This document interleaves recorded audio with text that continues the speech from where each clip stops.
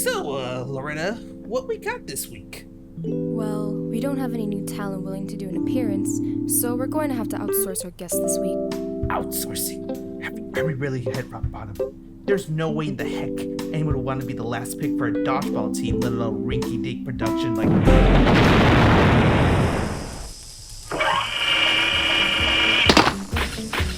Yo, boss man! Thing? Is this where the Geeks and Gabbers thing's happening?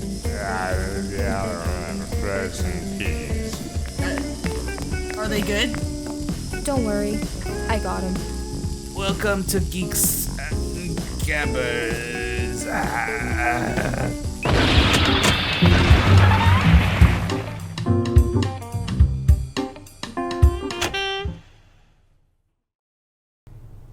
So, Draco Femina, how's the traffic out in space? Any tales to astonish you may want to indulge the audience? Also, more importantly, is the deep void of space as fantastic and frightful as many astronauts have yet claimed? No, it's emptier than you think. There's a lot of space out here, if you know what I'm saying. Maybe the occasional... There's a lot of space. Yeah, maybe the occasional meteor shower, but I've kind of been out here on my lonesome. You got that protective fiber on your ship, making sure there aren't no scratches. Cause Vinny over there in Galaxy 239 is like, you got too much carbon score in here. You know it. Oh, fantastic. Can you explain to the audience who you is, what you're doing here? Well, I know what you're doing here because I invited you, but how's it going? Tell us about yourself. Yeah, I'm just a little dragon out here in space. I'm 5'1", not the biggest dragon out there. I'm still just a young one, only a mere 162 years old. But I was drifting out here in space one day and I found a quirky little planet called Earth and discovered the internet. Thought might as well try and see what it is, try and meet new people, and here I am. I came across you. Yeah, thank you for taking the time to meet me. I know my antiquated system of message in a bottle, sending it out to the vacuum of space was a little daunting, but I'm glad you picked up the message. You know, I got a little close calls with some other interesting folks out there, but it was my first interstellar message, so I'm glad I got a good person that picked up on that. Oh, it's a pleasure and an honor to be here. Don't worry, I got here safe and sound. I got it right away. So you told me that you do a lot of internet stuff and you're talking to people on the internet, but what do you do exactly? Because I know you got a Twitch channel. I don't know how you got your hold of yourself. I guess you had more futuristic tech, they're able to tune into Terran type of technology. But what do you do on the internet per se? If you don't mind me asking. Yeah, of course. I mean, it wasn't that hard to jack the system and get in there with all the other folk down there on Earth, but I mostly just stream. I stream some video games most of the time. Actually, honestly, that's probably the only thing I do. I used to open some Pokemon cards also. That was a good fun time. Actually, in a couple days, I think next week, is my first year anniversary of starting this. So. Oh, congratulations. Thank you. Yeah. This probably posted way past that anniversary date, but congrats nonetheless. Hey, no, that's fine. So you also said you're into Pokemon cards, and which ties back to our first topic. What is a Pokemon? What is Pokemon? How is Pokemon? They're little...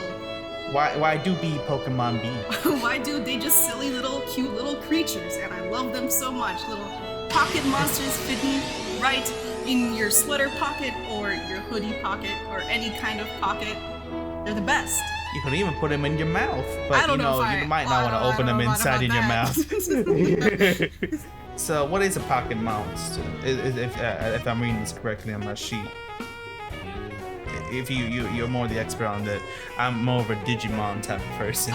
More of a Digimon. I mean, they're basically the same thing. You got digital monsters, and then you got pocket monsters. They're just little guys, little creatures, and you catch them, and you train them, and you fight, and you become the best Pokemon trainer there is.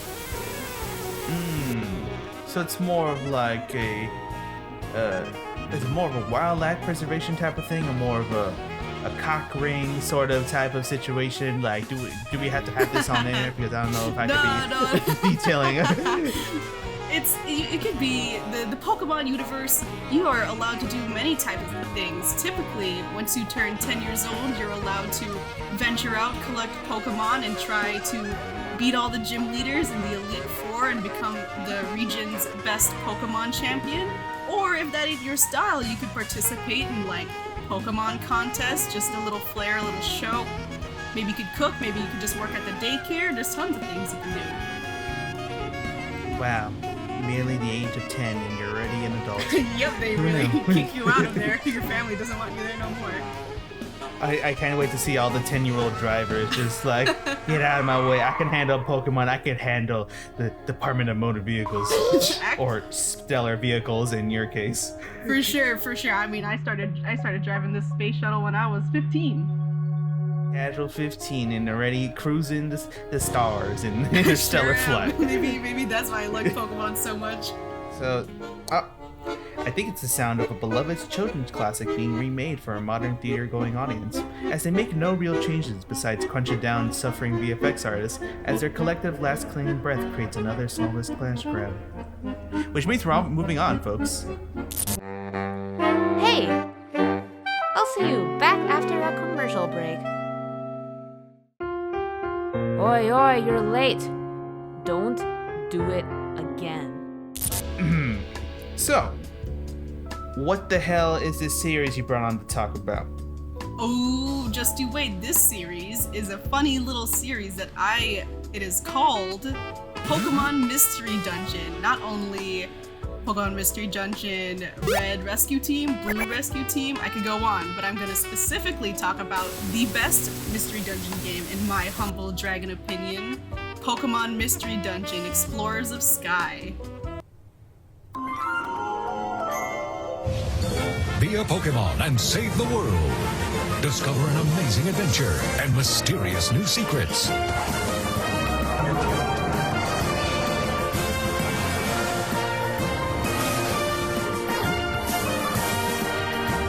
Go beyond time and darkness and into the skies. Pokemon Mystery Dungeon, Explorers of Sky. Only for Nintendo DS and Nintendo DSi. Ready for everyone.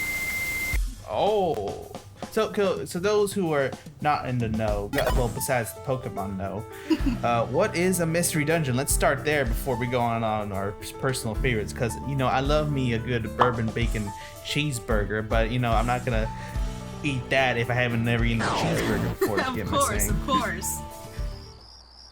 All right, so can you go a little about what a mystery dungeon? Pokemon Mystery Dungeon series in general is basically a roguelike, like procedurally generated dungeon crawler adventure RPG game.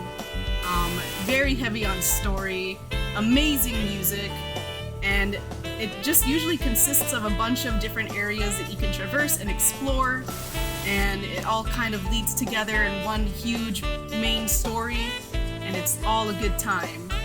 And so when I'm looking at the sheet here is that the character you play, is depending on your answers, you'll change to a different type of Pokemon character. And that you were originally a person.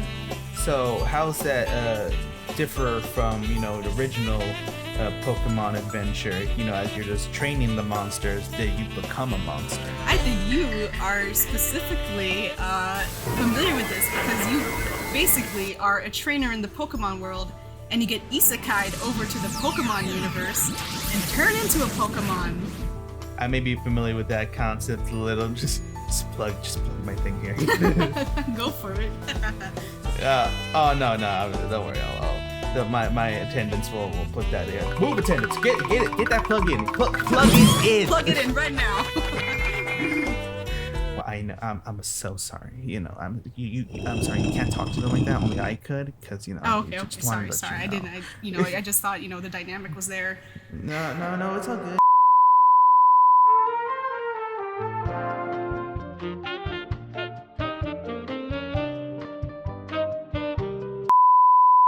We'll reach that point. Of course. All right. So you explain what Mystery Dungeon is.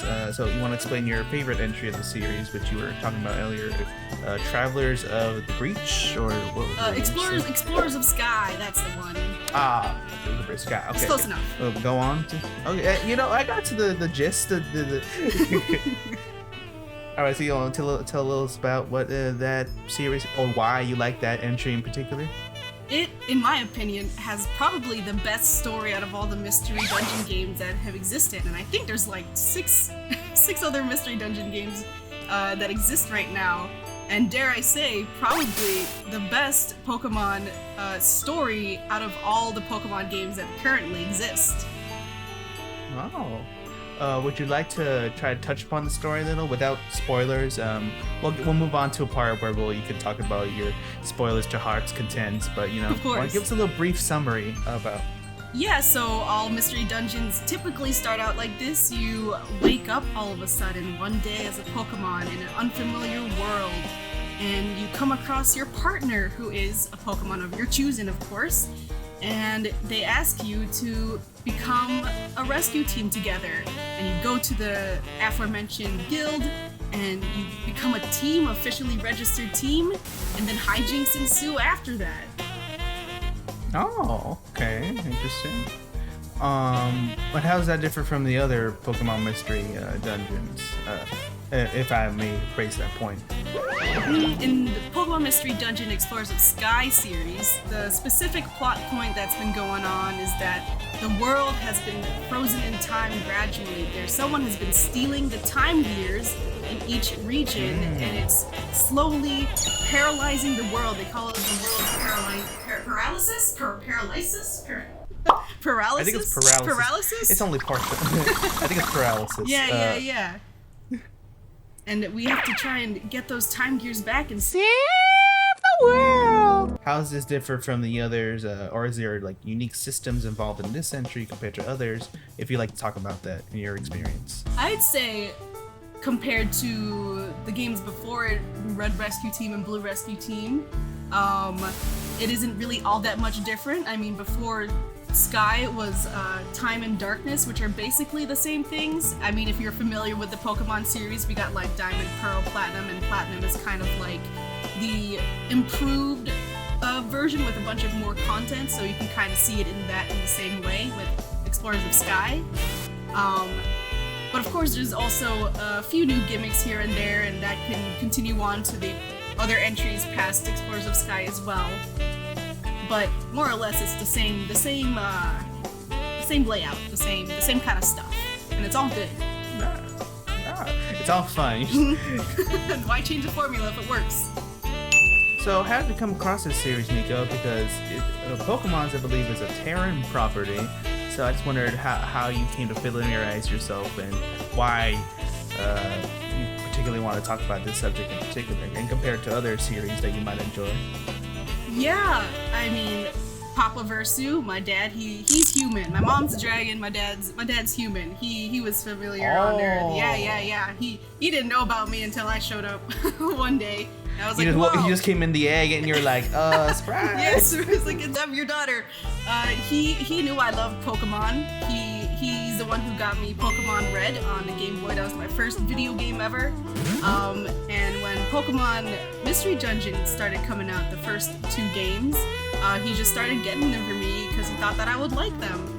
And he was right. And then I gradually, as the games released, I got more and more into the series. That's the sound of a major corporation shoving NFTs where nobody asked for it. Try this NFT merch, like this framed portrait of a white piece of paper. Now with new color variants, you'll be able to have yourself a unique version of the same useless image of a piece of paper here on the blockchain, with all your life savings and sanity depleted. Now for an ad. We'll be right back. You really came back? You had an out. ¿Por qué no tienen cerebros? Imbécil! I think we're gonna go into spoiler territory because I feel like we reached that point of the interview. Why do you like this story in particular? I know you're familiar with the series, and I'm assuming you have a fondness for it. Assuming that I believe this is the 3rd entry because you said it was out 6. Why you like this story in particular compared to others? I'm fine. I can you spoil me all you want. I'm gonna forget everything the next day anyway. Understandable. But yeah, I'm a dragon with peculiar tastes. I'm usually one who prefers games with a very, very invested story, a very well-written story with good characters. And to me, Explorers of Sky hits that sweet spot of amazing storytelling and characters who you all love, even the bad guys, and particular character arcs and twists that just grip you and just get you super emotional. I found myself incredibly attached to my partner character, and I suppose, yes, spoilers is okay. Yeah, we're in spoiler territory. It's all Cool, good. yes. We touched upon it. So we'll put a time code for people who, like, you know, have reached this point are still like, oh, I don't know what time code to skip to. You know, just keep going. Right. So at the end, you find out that the big bad is Primal Dialga. He's the one who's been going amok, and because all the time gears have been stolen, so in order to soothe him, you have to put all the time gears back in place. And after you defeat him, which is a very, very difficult fight for like a 10-year-old Miko, by the way, I died probably 5 times at least in that tower. Everybody knows how hard I that can dungeon imagine. is. But at the end, you know, you realize that you learn along the way that you were a human brought to the Pokemon world to save it. And you came from the timeline in which the world was already completely paralyzed.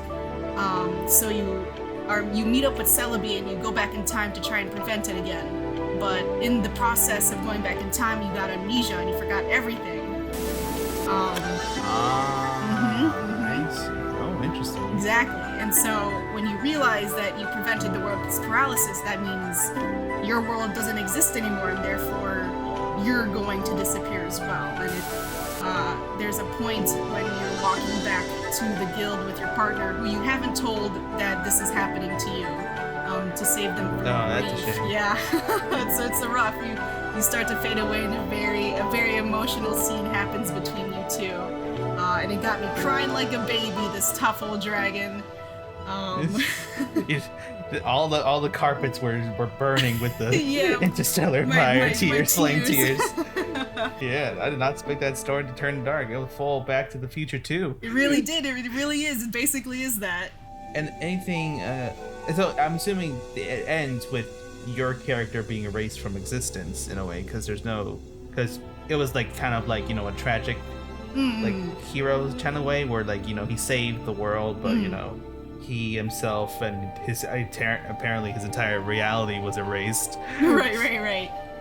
That's kind of a dark note to end on. I mean, it isn't all that bad. I mean, there's some time skips that happen where your partner, well, it's a little sad because your partner goes back to the guild alone and explains everything that's happened. And in Explorers of Sky specifically, you spend a couple in-game days as your partner doing your tasks and everything, doing your jobs as a solo rescue team. And then at some point, Dialga, who's been no longer Primal Dialga, he's been calmed down. He has been moved by the immense grief that your partner has felt, and as an act of thanks, he brings you back to life to them. And it's a very tearful reunion. And it's all good feelings. What a sappy, happy ending. Right? I love it. I live for it. I eat it up. So did he bring back like their reality as well? Because, like, you know, apparently, or is it just it's their just, timeline that was there? it's just the character, just you. You Oh, and okay. everybody So involved. I thought they erased the player character and the human timeline. Oh no. All those lives just got erased, and I was like, wait, that's kind of dark. Dude, the entire like, I know human... you. I was like, you just disappeared for a second, and then like. Right? Yeah. No. Maybe not that dark, but So, question. Why is this insignificant thing important to you, and why do you think other people will find it important as well? Yeah, I mean, I think Pokemon's well known to be, at least the mainline series games. We do have a couple good stories where, let's say Pokemon Black and White had a pretty good story. I think people have reached a consensus where that is probably the best story out of all the Pokemon mainline games. But compared to Mystery Dungeon, it's super surface level in my opinion. And as we know, spin-off games usually don't get a lot of love in general. So people might look at this dungeon crawler and think nothing of it. They get of just some kind of romp, when it actually is contains a very amazing and beautifully written story with characters and especially the music. The music really takes it another level, in my opinion. And the music, speaking of that, because I'm looking at the sheet here, the first 2 games were on the Game Boy Advance. Yeah. And then this particular series, I believe, was on the DS. That's correct. Which has improved doodads to make the music sound a little more better than the Game Boy. Yeah, that's true. So I mean, I'm not all that technical. Me Loretta, either. my person that handles that. Mm-hmm. Well, that's a little concerning for you since you operate a space vehicle. Yeah, that's no problem. What do you think makes the music so special as compared to other games and other games of this series in particular? They use a lot of piano music, I believe, if I recall correctly. They use a lot of piano and very soft, calming kind of vibes, if you know what I mean. In a way where it's like they like to do the motif thing. So you hear a lot of the main sad theme come across a couple times, and the way it's paired with the specific cutscenes, it really just brings it all together emotionally for me. It really is, I believe, to be a masterclass of music composition. Oh, we're going full music there. I should have brought out my Beethoven poster. It's Beethoven with just a musical Pokemon behind him. I was a Pokemon master before all y'all. Good for him. Maybe he became the player character. Ooh, maybe. You never know. Ooh. Wouldn't that be a twist? It would be a twist. That's the sound of a lone digital monster trying to make amends with an electric rat, and then immediately getting buried by the little tons of money that falls whenever that yellow rat goes. Which means we're moving on to our final segment.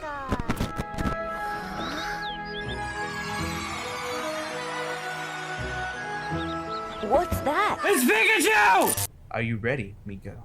Shoot, I'm ready for anything. You ready for anything? Are you positive? I am positive. I need to hear you say it. Are you ready? I am an immovable object against an unstoppable force. Okay then. Question 1. You send a postcard to a friend. What exciting news do you have to share?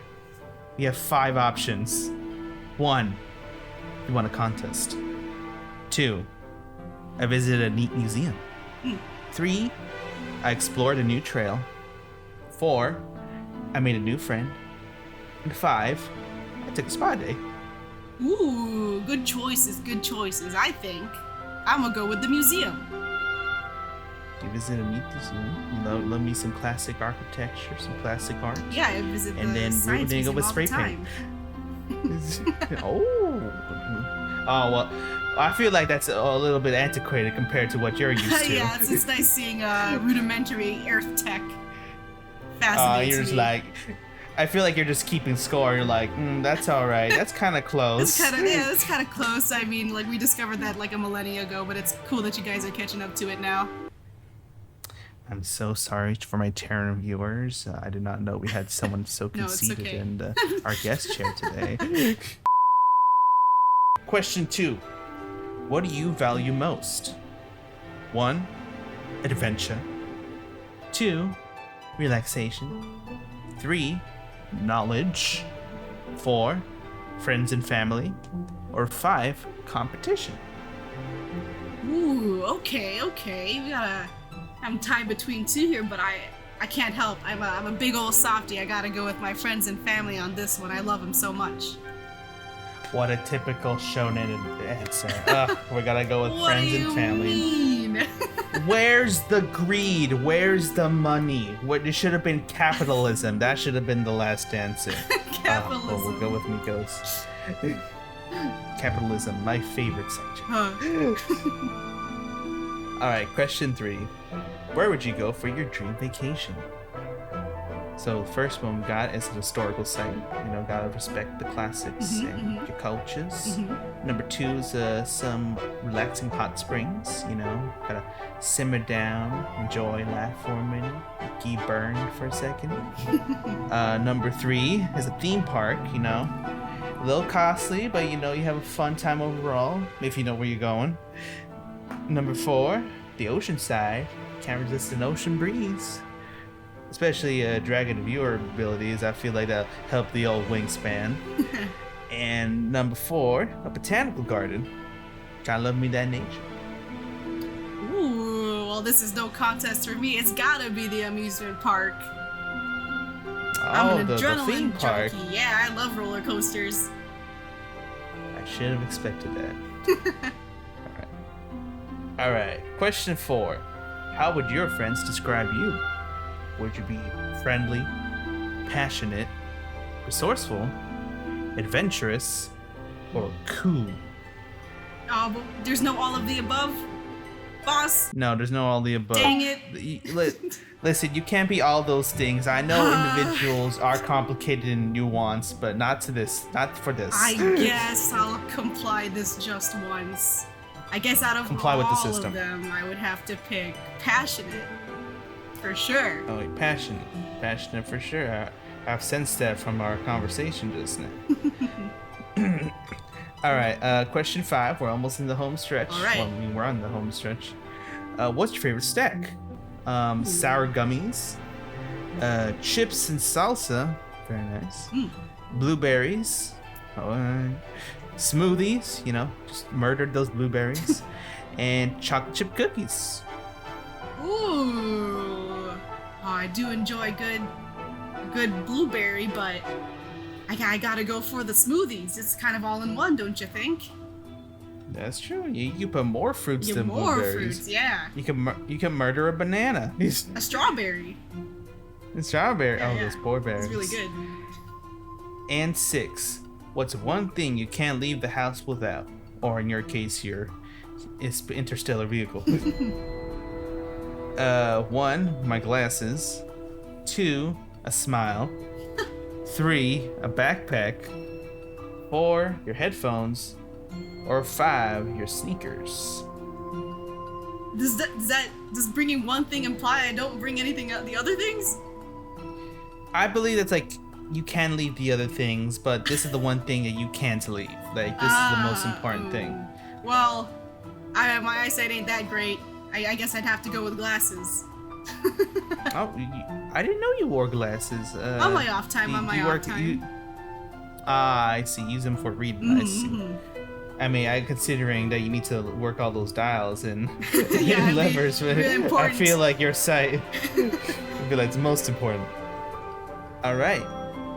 So, would you like to know the results of this quiz? Yes, please. Lay it on me. You're a grass-type Pokemon. You're smart, resourceful, and at one with nature. And you can either be a Trico, a Bulbasaur, or a Chikorita. Oh, he's gotta be Trico. I love Trico. Why Trico? He's the best. Oh, is it because he looks cool and everyone looks like they don't know what they're doing and just, you know? Well, I mean, the Chikorita and Bulbasaur are the cutest, but maybe it's honestly my bias towards Chico is because of Explorers of Sky. Grovyle is like a super cool character in the story. Well, we found out some more tidbits about, of course, Miko, and of course about Explorers of Sky. And I think that's our final segment of this interview. I want to thank our lovely guest Miko. One's a digital blue-haired lady, and the other one's a dragon from interstellar space. And I think that's the time I've all allowed myself. One more question. Would you recommend this game to those in Terran land? Oh, absolutely. I recommend that anyone who's a fan of the Pocket Monsters series Pokemon to try out any of the Mystery Dungeon games, but especially Explorers of Sky. 10 out of 10. It's a masterpiece!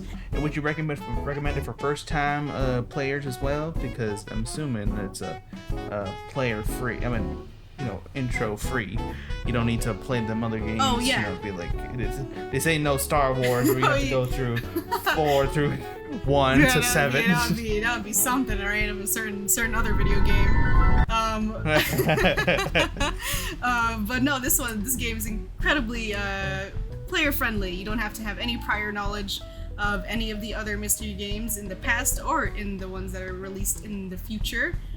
Each story is contained within itself, so you are free to enjoy at any order to your heart's content. All right, we're glad to hear that, folks. So right now, it's time for me to do anything better with my time. So bye. Alrighty then, see you, Jeff.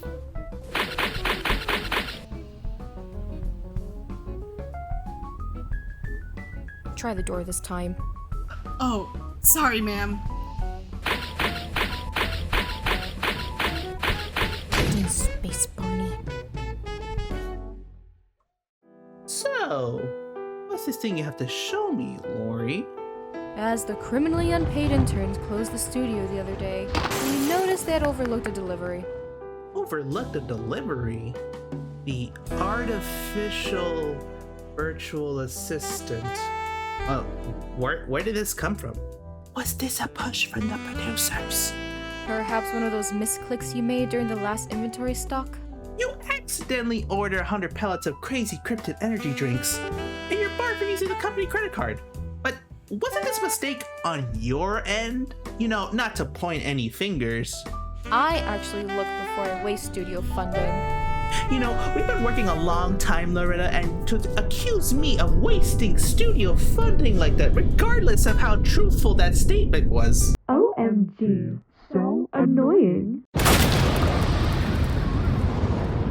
Please hold your applause.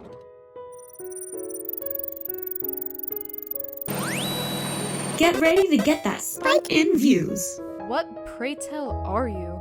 It's spelled out right on the side of my box. Oh. It seems it exploded in my dramatic entrance. No matter. How did it take over our closed system? I am A.V.I, your artificial virtual assistant, making any production a breeze. Well, thank you, Robo-Dummy. But as you can see, I already have a group of assistants I don't even pay, so we'll just return you before the producer shut us down. Oh, I was already paid for. A generous donation by the gracious Ouroboros Corporation. Ouroboros Corp? I didn't know they had a hand in the entertainment sector. They are big fans of your show, so they wish to show you their appreciation. That's a gracious offer. But as boss said, we really can't. Oh, a fan! Well, who am I to say no to a well-put admirer of our program here? If you really want a one-on-one introduction, I'd be happy to oblige a tour of the little place. Nothing too fancy. But we got a couple doodads here held together by duct tape, but